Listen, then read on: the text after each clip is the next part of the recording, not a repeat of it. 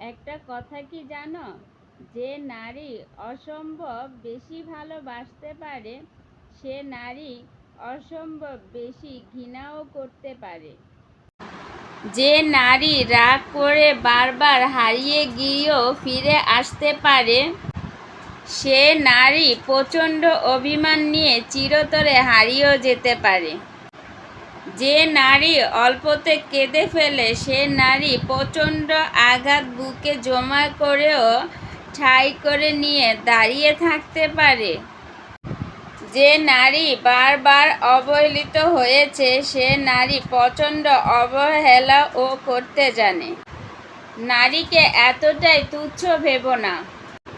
যতটা ভালোবাসা যায় ততটা কঠিনও হওয়া যায়, কারণ যে রাধে সে চুলও বাঁধে।